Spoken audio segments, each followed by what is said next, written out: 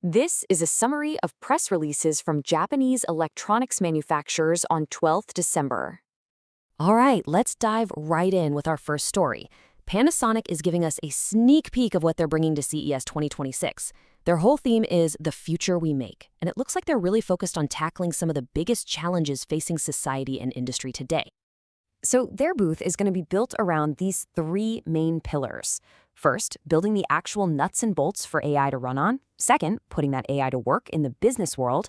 And third, pushing for what they call green transformation. It's a pretty clear signal that they're thinking beyond just consumer gadgets and are really digging into the core industries that are going to shape our future. Okay, so a huge part of their showcase is all about the stuff that actually powers the AI boom. And this table really shows how all their different components work together. We're talking about everything from storage systems that help manage power efficiently to specialized capacitors and cooling pumps that keep those high-performance servers from overheating. It's all about making data centers not just more reliable, but way more energy efficient.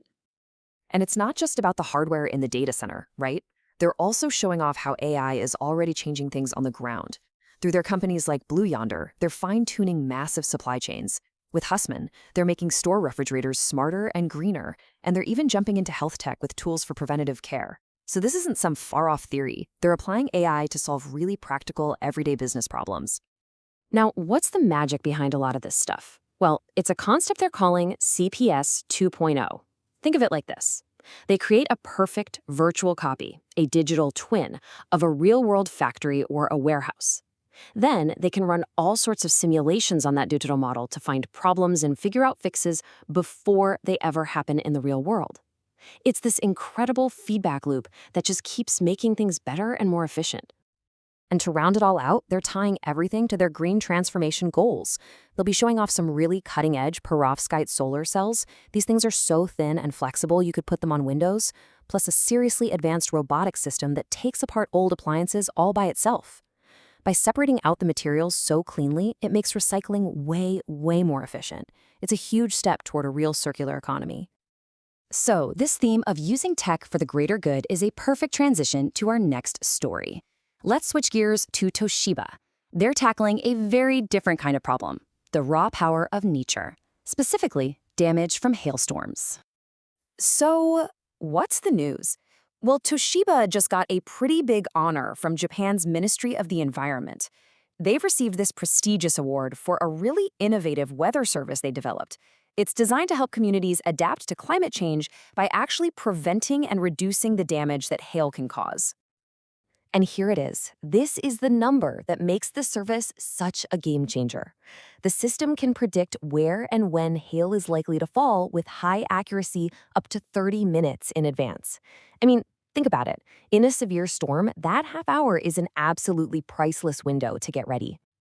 So you might be asking, how does this actually work? It's pretty clever. First, the system analyzes weather radar data in these tiny 250-meter grids. Then, an AI algorithm crunches all that data to figure out where hail is probably going to form. That triggers an automatic alert, a text message, straight to people's phones in the danger zone, giving them that critical 30 minutes to move their cars, protect their property, and just get to safety. It's a perfect use of predictive AI for disaster prevention. But here's the really cool part, the secret sauce, if you will, and it's probably why they won the award. The system is constantly learning by analyzing social media. It looks at real-time posts from people on the ground, talking about the weather. That data then feeds back into the AI, making its predictions even more accurate over time. It's a smart system that gets even smarter with every storm. Okay, so Toshiba is helping us react to specific climate threats. But what about getting ahead of the curve? What about the bigger picture? Well, our next story from NEC zooms out to look at exactly that. They've announced a huge partnership aimed at building climate resilience on a global scale. They're teaming up with ClimateAi, a startup from the US that specializes in predicting climate risks. And really, this is one of those partnerships that just makes perfect sense. NEC brings its massive AI power, its data know-how, and its global network for getting big projects done. Meanwhile, ClimateAi brings its specialized forecasting platform that's already a trusted name in the food and agriculture industries. So, what are they going to do together? They're zeroing in on these three key areas.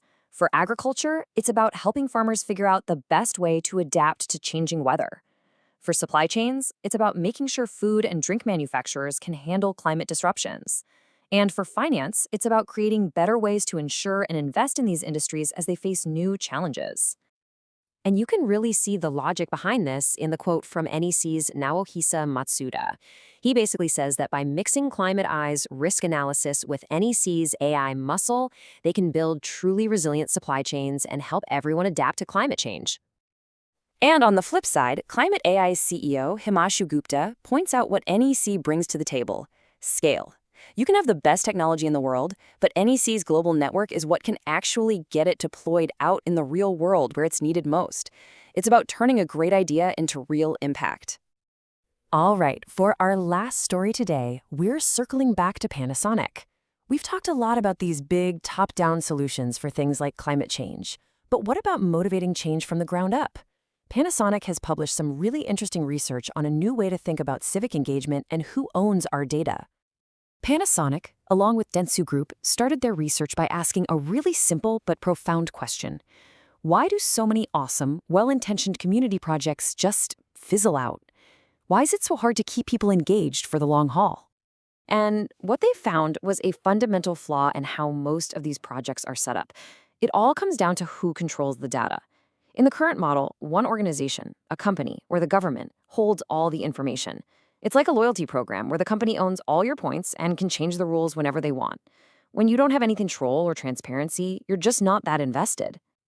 So, their solution is a total rethink of how this should work. It's called a Self-Sovereign Information Environment, or SSIE. It sounds complex, but the idea is actually pretty simple. 1. Your action, like volunteering, gets recorded. 2. It gets verified by an independent party. 3, and this is the key, that verified record is turned into a secure digital token, an NFT, that you, the user, own forever.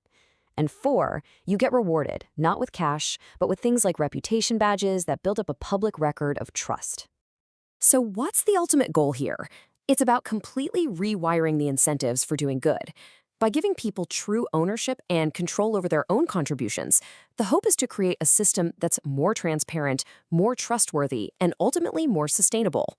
This could be a blueprint for everything from local community cleanups to huge global environmental movements.